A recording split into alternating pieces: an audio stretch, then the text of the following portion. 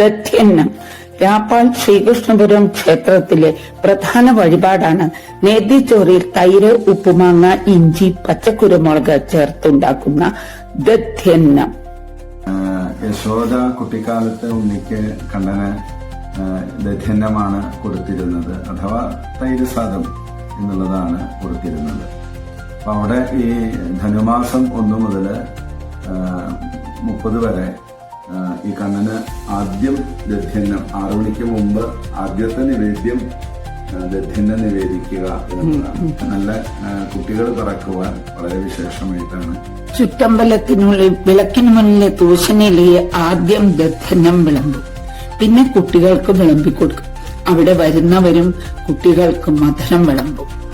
ഇവിടെ ഏറ്റവും വിശേഷമായിട്ടുള്ള കാര്യം, ഇവിടെ വച്ച് കുട്ടികൾ എന്ത് വികൃതി കാണിച്ചാലും അവരെ തല്ലുകയോ ദേഷ്യപ്പെടുകയോ പാടില്ല എന്നുള്ളതാണ്.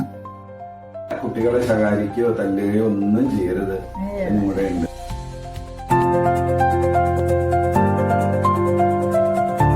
മഹാഭാരത യുദ്ധകാലത്ത്, അതായത് ധനുമാസം 1 മുതൽ 18 വരെ ഭഗവാനും പാണ്ഡവരും യുദ്ധത്തിന് പോകും മുമ്പ് പാഞ്ചാലി ഇവർക്ക് ദധ്യന്നം കൊടുത്തിരുന്നത്രേ. പണ്ട് യശോദ കണ്ണന് വേണ്ടി ഉണ്ടാക്കിയിരുന്ന കണ്ണന്റെ ഇഷ്ടവിഭവം. അതാണ് ഈ ക്ഷേത്രത്തിലെ ധനുമാസത്തിലെ പ്രധാന വഴിപാട്. ഉണ്ണികൃഷ്ണന്റെ ആ ഒരു രൂപം എന്ന് പറഞ്ഞു കഴിഞ്ഞാൽ ഇങ്ങനെ 2 കൈയിലും ആ വെണ്ണയും കദളിപ്പഴമൊക്കെ വെച്ചിങ്ങനെ നിന്ന് കഴിഞ്ഞിട്ട് പട്ടുകോണം കൊടുത്തിട്ടുണ്ട്, ഇങ്ങനെയൊക്കെ ചാർത്തിയിട്ടുണ്ട്, കുഞ്ഞി മാലയൊക്കെ ഇട്ടിട്ടുണ്ട്, ഓടക്കൊഴിഞ്ഞ വെച്ചിട്ടുണ്ട്. അതിന്റെ കൂടെ ഇങ്ങനെ ആ 2 കാലും ഇങ്ങനെ ഒരു കാല് കുറച്ച് തുടങ്ങിയോന്ന് വെച്ചാൽ കുറച്ച് തുടങ്ങുന്നത് അത്രയായിട്ടുള്ളേ. അപ്പൊ ഒരു കാലം ഇങ്ങനെ വെച്ചിട്ട് മറ്റേ കാലം ഒരു ചെറുതായിട്ട് ഇങ്ങനെ ഒന്ന് പൊക്കി വെച്ചിട്ട് വീഴാൻ പോന്നുള്ള മട്ടിലാണ്. 1.5-2 വയസ്സ് വ്യക്തിയായിട്ടുള്ള ഉണ്ണിക്കണ്ണന്റെ രൂപമാണ് ആ രാപ്പാള്.